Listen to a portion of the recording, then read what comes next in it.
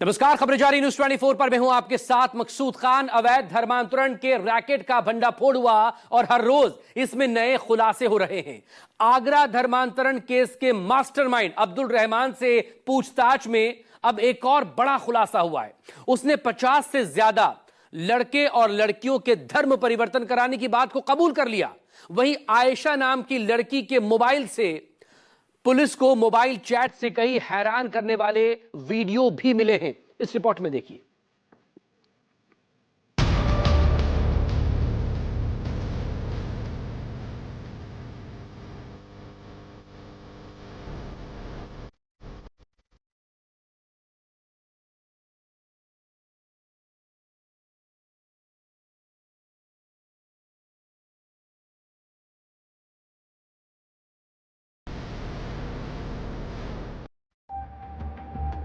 शहर शहर धर्मांतरण का जाल, काले कारोबार का पर्दाफाश।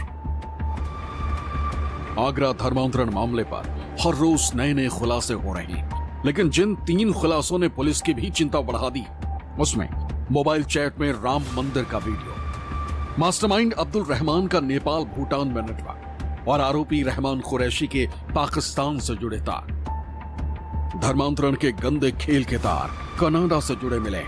आयशा नाम की महिला जो गोवा से इस धर्मांतरण के रैकेट को चलाती थी, उसके मोबाइल चैट से कई चौंकाने वाले वीडियो सामने आए।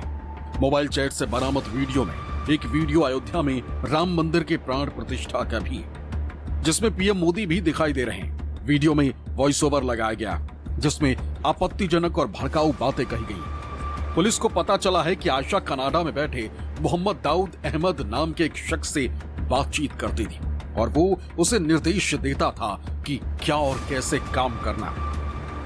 आगरा धर्मांतरण मामले में हिंदू से मुस्लिम बनी एसबी कृष्णा से आयशा एक कनाडा के मोहम्मद दाऊद के संपर्क में थी।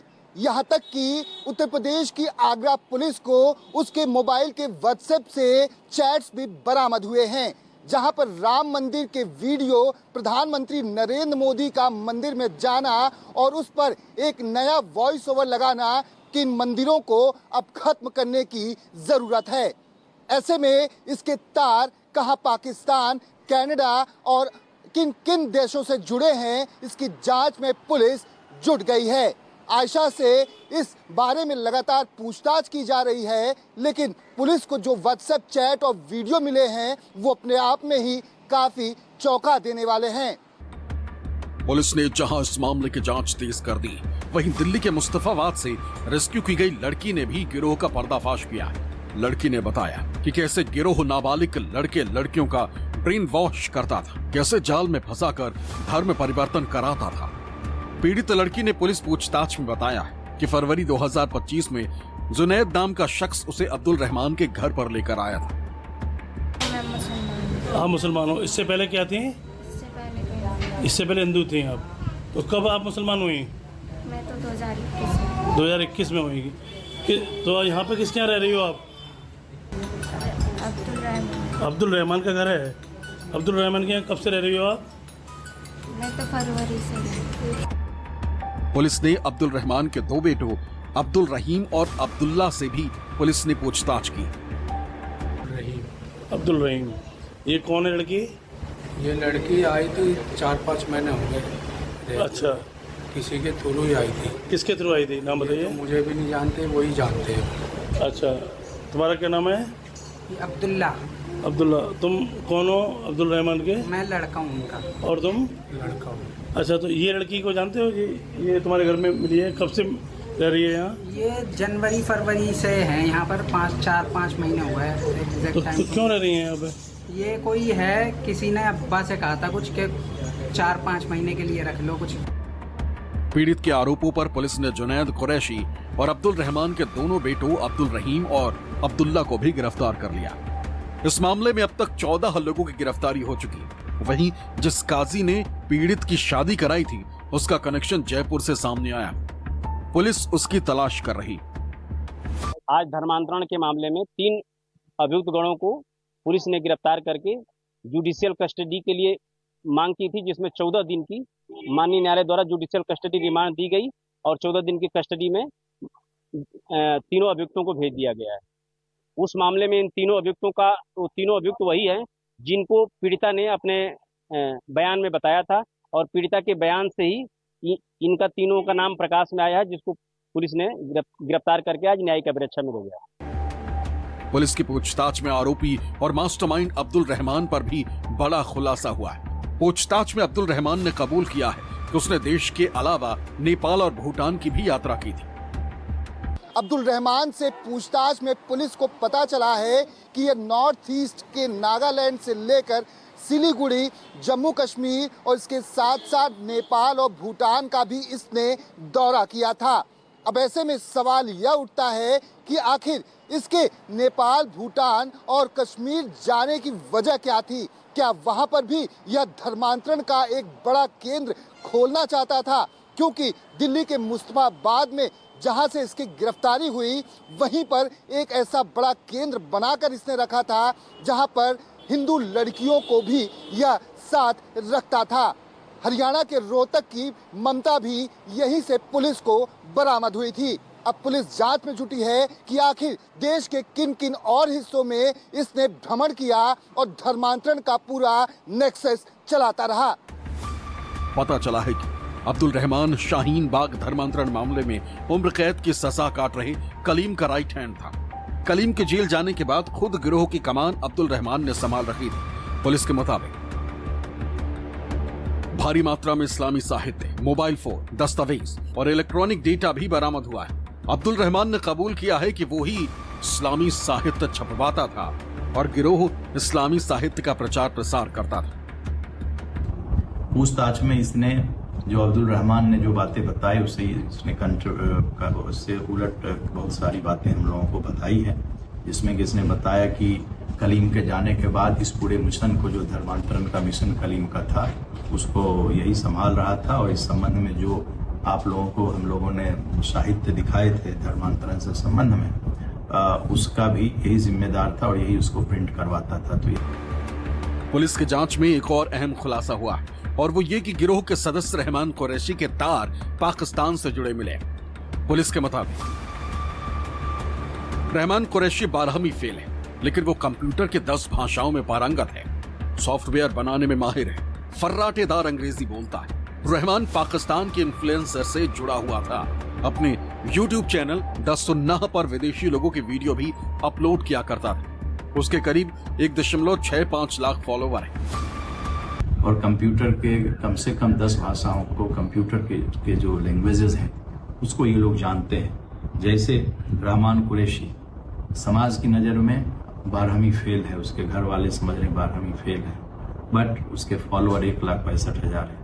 10 से ज़्यादा लैंग्वेजेस जो कंप्यूटर के हैं, भाषाएं, उसको वो जानता है और अच्छी वो इंग्लिश बोलता है। इसके अलावा जो आयशा थी उसके भी साथ यही है। तो इन लोगों को अच्छा नॉलेज है, अली है, इसके पास भी अच्छा नॉलेज है। जांच में पता चला है कि रहमान कुरैशी मूल रूप से केरावली का रहने वाला है। आगरा की सगी बहनों से वो ऑनलाइन जुड़ा हुआ था। पुलिस को उसके फर्जी प्रमाण पत्र और डार्क वेब का इस्तेमाल करने का भी पता चला।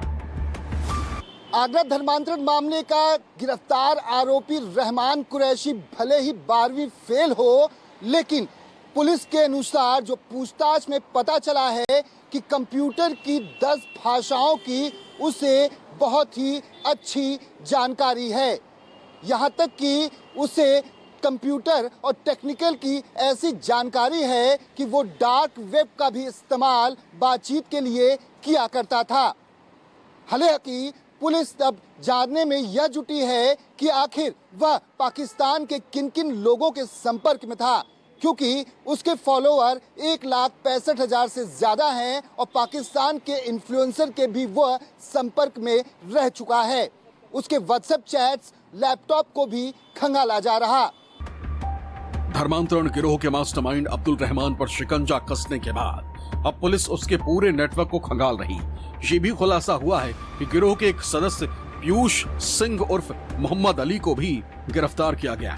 उसका ब्रेन वॉश कर उसका धर्म परिवर्तन कराया गया था और उसी को रैकेट का फेस बनाकर सोशल मीडिया पर प्रोपेगेंडा वीडियो डालकर हिंदू लड़के लड़कियों का ब्रेन वॉश किया जाता था। आगरा से विमल मिश्रा के साथ दीपक दुबे, न्यूज़ 24, दिल्ली। और अब खबर उत्तर प्रदेश के गाजियाबाद से, जहां पर फर्जी दूतावास के मामले में पुलिस की जांच में चौंकाने वाला खुलासा हुआ है। जो आरोपी है वो तो कल ही पुलिस की गिरफ्त में आ गया था। हर्षवर्धन जैन से पूछताछ और दस्तावेजों की जांच में हाई प्रोफाइल इंटरनेशनल रैकेट का पर्दाफाश हुआ है। रिपोर्ट देखिए।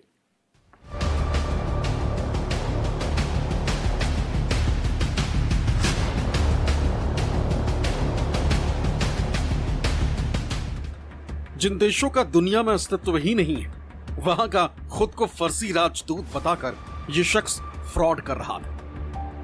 आलिशान किराए के बंगले के 2 कमरों में फर्जी दूतावास चला रहा था।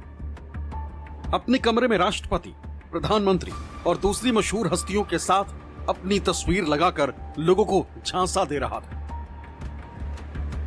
जब यूपीएसटीएफ ने इस नकली दूतावास का भंडाफोड़ किया और हर्षवर्धन जैन नाम के शख्स को गिरफ्तार कर पूछताछ की, तो ऐसे चौंकाने वाले खुलासे हुए हैं कि सिर चकरा जाए। हर्षवर्धन जैन से पूछताछ और दस्तावेजों की जांच में हाई प्रोफाइल इंटरनेशनल रैकेट का खुलासा हुआ है। पता चला है कि देश विदेश में हर्षवर्धन जैन के कई बैंक खाते हैं,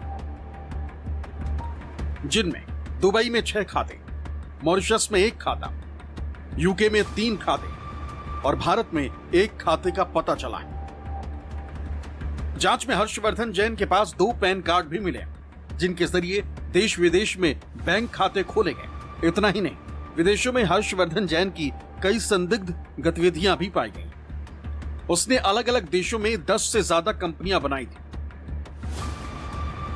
यूके में स्टेट ट्रेडिंग कॉर्पोरेशन लिमिटेड और east India company UK limited, UAE में आइलैंड जनरल ट्रेडिंग को एलएलसी, मॉरिशस में इंदिरा ओवरसीज लिमिटेड, अफ्रीका के कैमरून में कैमरून स्पात SARL के नाम से कंपनी बनाई थी।